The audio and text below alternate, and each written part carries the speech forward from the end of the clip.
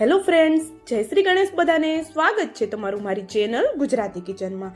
ઘરમાં કોઈ શાક ન હોય અને ડુંગળી ટમેટું પણ જો નહીં હોય ને તો પણ આપણું શાક બની જશે અને એટલું શાનદાર સ્વાદનું બને છે કે ઘરમાં ઘણા શાક હોવા છતાં પણ તમે આ શાક વારંવાર બનાવશો. ગરમીમાં આપણે ગાંઠિયા, ઢોકળીનું શાક અને બેસનના અલગ અલગ શાક તો બનાવતા જોઈએ છીએ, પણ આમાં આપણે બેસનનો પણ બિલકુલ ઉપયોગ નથી થવાનો, તો રોજ કરતાં એક અલગ સ્વાદ મળશે તો બધાને ખાવાની પણ ખૂબ મજા આવશે.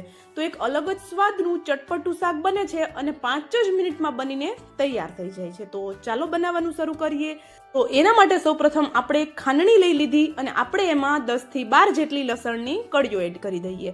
અત્યારે આપણે એક ચટણી વાટીએ છીએ પણ થોડી અલગ રીતે, મતલબ ચટણી તો સેમ જ છે પણ થોડી વસ્તુ એક્સ્ટ્રા એડ કરવાની છે આપણે એમાં. તો એક નાનો ટુકડો લસણ સાથે આદુનો, 3 થી 4 કે 5 જેટલા લીમડાના પાન એડ કરી દઈએ. એક ચપટી જેટલી કે અડધી ચમચી જેટલી કસૂરી મેથી એડ કરી દઈએ અને સાથે અડધી ચમચી જેટલું જીરું એડ કરી દઈએ.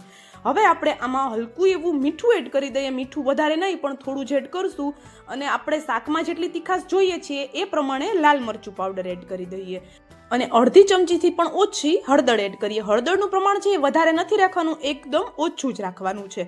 હવે આપણે આમાં જરૂર લાગે એટલું પાણી એડ કરી અને આવું આપણે આને વાટી લેવાનું છે. તો લીમડો આપણે એડ કરવાનું કારણ એ છે કે શાકના વઘારમાં લીમડો મૂકશું તો બધા બહાર કાઢી નાખશે, પણ આ રીતે આપણે ભેગો વાટી લઈશું તો શાકમાં ખવાઈ જશે અને સ્વાદ પણ એનો ભરપૂર મળશે. તો ચાલો હવે આપણે ચટણી સાઈડમાં રાખી દીધી અને આપણે અહીંયા એક કડાઈ લઈ લીધી. કડાઈમાં આપણે 2 ચમચા જેટલું કે પછી આપણા ઘરમાં શાકમાં જેટલું તેલ ખવાય છે ને એ પ્રમાણે તેલ લઈ લેવાનું છે.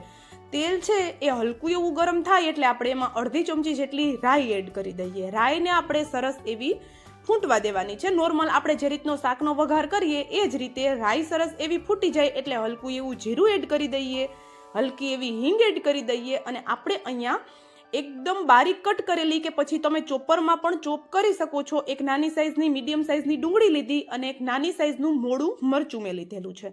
તો તમને થતું હશે કે આગળ વિડીયોમાં કીધું કે ડુંગળી ટમેટા વગર પણ આપણું શાક બની જશે, પણ અત્યારે મેં ડુંગળી ટમેટાનો ઉપયોગ કર્યો છે.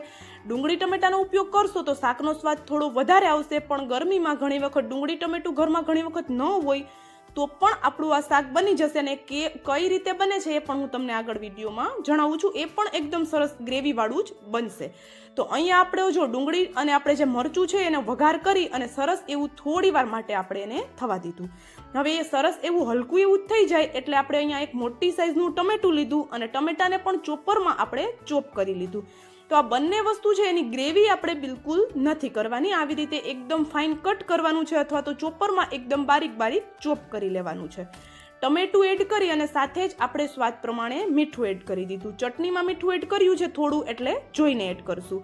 હવે અહીંયા બધું સરસ એવું મિક્સ કરી દઈએ અને આ ડુંગળી ટમેટા છે એને હલકું એવું તેલ સાથે આપણે સંતળાવા દેવાનું છે. તો આપણા ડુંગળી ટમેટા સંતળાય છે ત્યાં સુધીમાં ફરી પાછી આપણે જે ચટણી વાટેલી છે તે લઈ લઈએ. તો આપણી ચટણી તો પહેલેથી જ આપણે રેડી રાખેલી છે. તો આપણે અહીંયા એક અડધી વાટકી જેટલી છાશ લઈ લઈએ. નોર્મલ આપણા ઘરમાં જેવી પણ છાશ ખવાય છે ખાટી મોળી એ છાશ આપણે લઈ લેવાની છે અને છાશમાં આપણે બનાવેલી ચટણી એડ કરી દેવાની છે. હવે આ ચટણી છે એને એકદમ સરસ એવી છાશ સાથે મિક્સ કરવાની છે. તો જો મેં તમને પહેલાં કહ્યું હતું ને કે ડુંગળી ટમેટાની જરૂર નથી, તો ડુંગળી ટમેટું ન એડ કરવું હોય તો છાશ સાથે આ ચટણી છે એ આપણે મિક્સ કરી દેવાની છે અને 2 ચમચી જેટલો ધાણા જીરું પાવડર આપણે એડ કરી દેવાનો છે સાથે. તો અહીંયા આપણું છાશ આવી રીતે રેડી થઈ જાય એટલે સીધો તમે છાશનો વઘાર કરી શકો છો.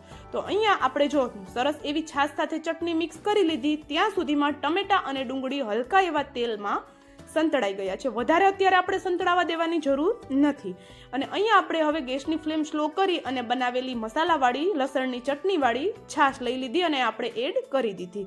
છાશ એડ કરીએ એટલે છાશને સરસ એવી આપણે ગ્રેવી સાથે વઘાર સાથે મિક્સ કરી દેવાની છે અને થોડી વાર માટે આપણે એને એમ જ મિક્સ કરતું રહેવાનું છે જેથી કરીને છાશ ફાટી ન જાય. તો અહીંયા તમે જોઈ શકો છો આપણે સરસ એવી છાશ છે એને ગ્રેવી સાથે મિક્સ કરી દીધી અને જો પહેલાં થોડી એવી તૈયારીઓ હશે, મતલબ કે આપણી જે ચટણી વાટી અને એવી બધી તૈયારીઓ આપણે કરી રાખશું તો આપણું શાક માત્ર 5 જ મિનિટમાં બનીને તૈયાર થઈ જશે. અને હા, જો અત્યાર સુધીનો વિડીયો તમે જોયો હોય એમાં તમને થોડું પણ કંઈક પસંદ આવ્યું હોય તો વિડીયોને લાઇક શેર અને ચેનલ પર નવા હોય તો જલ્દીથી ચેનલને સબસ્ક્રાઈબ કરી દેજો આવા જ નવા વિડીયો જોવા માટે. અને અહીંયા જોઈ શકો છો તમે એકદમ સરસ એવી છાશને આપણે મિક્સ કરતા રહ્યા થોડી વાર માટે અને હવે આપણે આ છાશને પ્રોપર પાકવા દેવાની છે. તો એના માટે આપણે ઉપરથી કવર કરી દઈએ. ગેસની ફ્લેમ મીડિયમ રાખી અને આ છાશને 1 થી 2 મિનિટ માટે કે પછી ઉપર તેલ ન આવી જાય ત્યાં સુધી થવા દઈએ. તો અહીંયા જોઈ શકો છો સરસ એવું હવે ગ્રેવી ઉપર તેલ આવવા લાગ્યું છે હલકું. તો આપણે એને સરસ એવું મિક્સ કરી લઈએ. તો અહીંયા આપણું ગ્રેવી છે એકદમ સરસ એવું એનું ટેક્સચર આવ્યું છે. અને હવે ટમેટું અને છાશ બંને વસ્તુ મેં એડ કરી છે એટલે શાકનો ટેસ્ટ બેલેન્સ કરવા માટે અડધી ચમચી જેટલી મેં અહીંયા ખાંડ એડ કરી છે. ખાંડની જગ્યાએ ગોળનો ઉપયોગ પણ તમે કરી શકો છો અને ટોટલી તમે એને સ્કીપ પણ કરી શકો છો. હવે ગ્રેવી માટે થોડું એવું મતલબ કે નાની અડધી વાટકી જેવું આપણે એમાં પાણી એડ કર્યું અને પાણીને આપણે હવે સરસ એવું ઉકળવા દેવાનું છે. તો અહીંયા પાણી એડ કરી મિક્સ કરી આપણે ઉકળે છે ત્યાં સુધીમાં આપણે જે બજારમાં જે મગદાળ મળે છે ને જે તળેલી મગદાળ એ આપણે લઈ લીધી. એને આપણે એક વાટકીમાં લઈ લઈએ. સાથે જ અહીંયા આપણે સિંગ ભજીયા પણ લઈ લીધેલા છે. આ શાક છે એટલું જોરદાર બને છે, ઇન્સ્ટન્ટ બને છે. કોઈ પલાળવાની કે કુકરમાં સીટી કરવાની પણ આપને જરૂર નહીં પડે અને રોટલા પરાઠા ગમે તેની સાથે ખાશો એકદમ જોરદાર લાગશે. તો બંનેના મેં એક પેકેટ લીધેલા છે. તો હવે આપણી ગ્રેવી પણ અહીંયા ઉકળી ગઈ. તો આ સિંગ ભજીયા લીધેલા છે એ આપણે એડ કરી દઈએ. સાથે જ તળેલી જે મગદાળ આવે છે એને પણ આપણે એડ કરી દઈએ. હજુ કેરીની સિઝન નથી આવી, નહીતર કેરીના રસ સાથે તો આ શાક ખાવાની ખૂબ મજા આવે છે. અને આમ પણ આ શાક ખૂબ જ ટેસ્ટી એવું બને છે. તો નાના મોટા બધાને પસંદ આવશે.